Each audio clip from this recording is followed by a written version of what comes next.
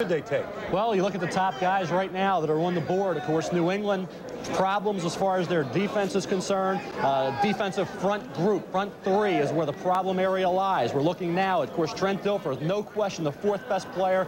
Not much difference between Trent at 4 and Heath Schuler at 2. I think Bryant Young is the next best defensive player on the board. He, though, is not in the size parameter that Bill Parcells wants. John Theory is, certainly Trev Alberts is, Sam Adams. A player that's not in this group, I think maybe a little overrated at this point, is Willie McGinnis, defensive end outside linebacker from USC.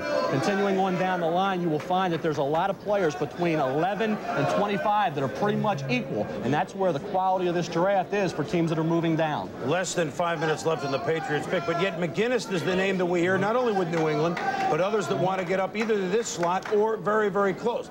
Willie McGinnis, USC. You say he doesn't quite project. What do you see him as, Joe? Well, he's one of those tweeners. I mean, you look at the size of, you've got to have somebody who can put pressure on the quarterback. You need people who can put ball in the end zone. You need people who can go get the quarterback and stop him from getting there. For example, Willie McGinnis, 193 tackles, 48 for losses. The key there is 48 for losses, 29 sacks. That's what Bill Parcells wants to get out of his defense. He wants somebody who can disrupt the other team's offense. That's why this guy, I tend to think if he keeps this pick, that's the way he's going to go. I personally think New England's out of there. Well, they may be out of there, and one of the teams that's talking to them right now, the Tampa Bay Buccaneers. The Bucs have Craig Erickson at quarterback. They may very well look for Trent Dilfer. Let's check in with Tampa Bay to Brad Nessler. They working the phones down there, Brad? Yeah, they are right now, Chris. As a matter of fact, they worked the phones for about 10 minutes earlier, and then Sam Weiss wrote down a few things, tore up the piece of paper, threw it away, back on the phone now. Maybe he's got a fresh piece of paper. In talking with him yesterday, though, he says he's happy with Craig Erickson at quarterback. Casey Weldon, he thinks, will help be a backup, and they want to bring in a veteran, maybe Jack Trudeau, Billy Joe Tolliver, maybe even Mark Rippon. But he said to me yesterday, too, you got to love a guy like Trent Dilfer, and if you get an opportunity to move up in that number 4 spot and take a franchise quarterback, you've got to look at it. And so right now, as you take a look at our War Room cam, Sam Weiss is on the phone, and he is the man that will make the final call. And we'll find out momentarily whether or not the Bucs are going to move up, Chris. All right, Brad, but one thing that Sam may not have going for him, and we can be frank here, is that he said that this would be a playoff team this coming year. The Bucs obviously have drafted very high in this draft show year after year after year. And so he may not have the luxury of drafting a young quarterback. The quarterback, Dilfer, may be there, but, Joe, he may not be around. So does that sway him against it, perhaps? No, I don't. You're not going to get anybody to think that they're not going to be there, Boomer. I think any coach that's looking at this draft or looking at their football team, they're trying to fill a need right now. I can go out on a limb, and probably as far a limb as I could get to. Sam might have a shot at the playoffs. I mean, the Central Division in the NFC has certainly gotten better, but you never know. They could knock each other off. There's a lot of parity right there now. He's added some real quality. It's a question of how far Craig Erickson moves in his development as a quarterback in his second year. You talk about a team adding some quality and changing. The New England Patriots, with the advocacy of free agency and with the way that the AFC is standing, this is a team that has made some major moves. Well, they're hoping to catch some lightning in a bottle with Blair Thomas, but Bill Parcells gets some guys that played with him when he was with the Giants, like Myron Guyton, like Bob Cratch. Ricky Reynolds moves right in and starts at cornerback. There are other players that Parcells either has or may have before this thing is all over. The New England Patriots, who won their last 4 games, and if you remember, they knocked the Dolphins out of the playoffs with that great game at the end of the season. This is a team on the definite rise, and Bill Parcells wants a guy that can come in, step in, and help this team maybe get over to 500 and maybe, just maybe, think playoffs. Here comes the card. Let's see what the Patriots have elected to do. Now, if they look at the card a little longer than usual, it occasionally means a trade. And I think that's what we have. See, there's your key. If there's 3 people in a huddle with the card, it could be a trade. The New England Patriots select Willie McGinnis, linebacker at USC. Like I said, if 4 people huddle with a card, that's an obvious sign that it's a trade. With only 3, obviously, they did not. Well, Willie McGinnis, this is unusual, frankly, Mel, because this is the name you heard from New England all along. Not really from them, but the guesses. And Bill Parcells, a great poker player, he said, well, I don't care if everyone knows my hand. This is the guy I want. he's a guy that he thinks can project right in and be a great, great athlete. Do you agree?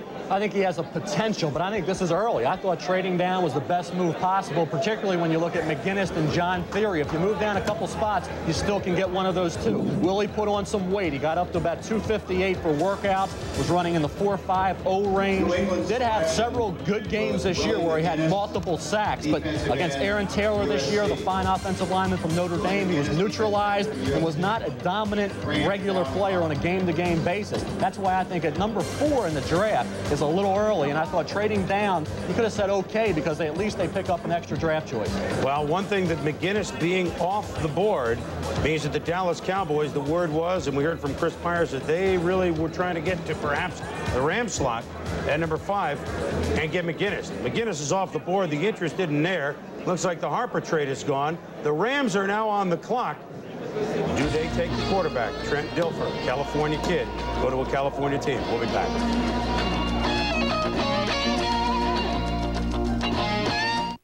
We have just one word for the new Whopper Jr. at Burger King. Bigger. You already know it's flame broiled and fixed your way. But the one thing you didn't know is that the Whopper Jr. now has 50% more beef. And because we figured one great improvement deserved another, the new Whopper Jr. is just 99 cents every day. The new 99-cent Whopper Jr. at Burger King.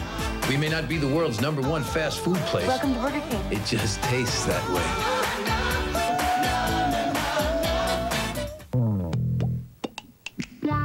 I'm playing Pete's Comedy Pagoda tonight. I'm staying here at the Super 8 Motel. My favorite place. I love this room, don't you? Super 8 rooms are always affordable and roomy. And Stevie, what a great TV. Just like mine, except this one works. 4 more hours to showtime. Okay, new joke. That's funny. No, it's not. Super 8. 1-800-800-8000. Over 1,000 affordable, comfortable locations nationwide. Life's great at Super 8. In business, there never seems to be enough of it. And the last thing you can afford to do is run out of it. Time. So rest assured, Delta Airlines will help you make the most of it. With over 4,900 flights a day to over 300 cities around the world. And best of all, we'll make sure you arrive relaxed and refreshed with plenty of time to spare. Delta Airlines. Back in New York, so the Patriots have gone defense in the first round for the first time since '90 when they drafted Singleton and Agnew. Kenneth Sims, a #1 pick in 1982, so they're hoping that Willie McGinnis makes more of an impact than certainly Sims and maybe Ray Agnew, who's had some moments. Let's go to Ron Jaworski and see how he thinks McGinnis fits in with Bill Parcells' defensive scheme. Jaws? Well, Chris, this is a pick that I had. I had McGinnis going number 4 to New England. And really, I thought it because he is an impact player. He makes things happen. And knowing Bill Parcells, we know what Lawrence Taylor did. Let's see what McGinnis can do. You'll see him right here, the arrow pointing to him. Boy, he gets off the ball. That's the #1 thing. Up the field, he's thinking one thing, pressure the quarterback, and you'll see it right there. The one thing the Patriots need is pressure on the quarterback. McGinnis brings that as part of his repertoire. You'll see him here, right up the field. Good swim move, arm over. This is a pro-type move, and he's executed at USC. This is the guy, again, thinks sack, thinks get the quarterback. Parcells has to love that. Here you'll see another pro move. Charging up the field, the headbutt, and then the spin. I'll tell you, a la Lawrence Taylor, the result, a sack. This guy can play the game. Here you'll see what he has to bring to the Patriots. Pressure on the quarterback. We see the Patriot linebacker here. The ball is snapped after the motion. Again, what you have to do is put pressure on the quarterback. Boom, stop, cold. Here you see Klinger in the pocket, all kinds of time, throws the ball. The Patriots did not get pressure on the quarterback. And the one thing that I like about McGinnis, he plays the game nasty and mean, the way it should be played. Well, as Jaws said, LT 81, McGinnis 94. If he gets anywhere close to what LT did, obviously he'll have a heck of a pick. The Rams are on the clock. We've got about 10 minutes to go for them. And they got to look hard at quarterback, although they have spent big-time money for Chris Miller, who, if he stays healthy, can be a big producer. Miller, of course, late of the Atlanta Falcons. For word on the Rams pick, let's check in with Dallas and Chris Myers. Any news, Chris? Yes, we spoke to the Rams moments ago, and they're intertwined with Dallas. The Cowboys really cut both ways. Trent Dilfer will be the Rams pick, according to the Ram coaching staff. It's Chuck Knox's call. It's what he wanted to do, despite the signing of Chris Miller. What this also means is that the Rams have ended conversation with the Cowboys for the trade of Alvin Harper, which would have moved Dallas to the 5 spot, and they wanted to make that move to draft defensive end Willie McGinest. And the Cowboy reaction in the war room was less than popular when the announcement was made that New England actually made the choice of the player that they were trying to trade up to get. So now the Cowboys are stuck at the 28 spot. No word on if they'll move up for another defensive player, but the Rams expected to announce Trent Dilfer as their choice. Let's go back to Chris Berman in New York. Chris, I don't know if you're still there. Any news now that the Cowboys, the next slot they might look at, although it's old friend Dave wants that at Chicago. There was some news that might be the next place that Dallas may try and get up and make a pick. Any word on where along the line they may try and move up? Jerry Jones said inside the top 10, which might be Cleveland at number 9. Remember, the Browns thought they had a deal for Alvin Harper, so that might be the next stop for the Dallas Cowboys behind McGinest, their next top defensive player. So that could be possibly a move. And one other thing I should mention about the Rams, Chris, although the Harper situation is off, the Rams are negotiating with with Oiler wide receiver Haywood Jeffries, who they attempted to sign once before, and he turned down one of their offers. So right now, Jerry Jones will probably still work the phones and trade up, and the Rams are ecstatic that Trent Dilfer was there. When the day began, they never thought they'd get him. Chris? All right, Chris, thank you. We go from Dallas up to our studios in Bristol for some more insight from Hank Goldberg. Hank, word on the Rams? Anywhere else along the line? Well, let's go back to Houston again, where they're also talking about Kevin Donnelly. Remember, the Rams made him an offer. Houston matched it. They still want him. Word is that they will swap second-round picks and also take Donnelly. Everybody thought that the Rams needed offensive linemen, so that would give further support to the theory of Dilfer, or maybe even a defensive back like Aaron Glenn going to the Rams in this pick. All right, Hank, we'll keep tabs on it. And, guys, and Alvin Harper, I mean, this was rumored for a long time that, of course, he's a restricted free agent. So if the Pittsburgh Steelers had signed him for a couple of $1 million or whatever that would have been, they would have had to give up a 1 and a 3. That's pretty rich, even for a guy as productive in big games as Alvin Harper has been. Then we moved along the line to maybe the Rams. Of course, the deal was all but done with the Cleveland Browns a couple of days ago, and then depending on whose version you believe, an extra pick was thrown in. Dallas says Cleveland wanted another thing. Cleveland says Dallas wanted another thing, but whatever happened, Alvin Harper right now still a member of the Cowboys, and I got to think that he's been played like a yo-yo. I mean, that's going to happen now in this day and age. With or Harper, does he stay with the Cowboys, do you think, Mel?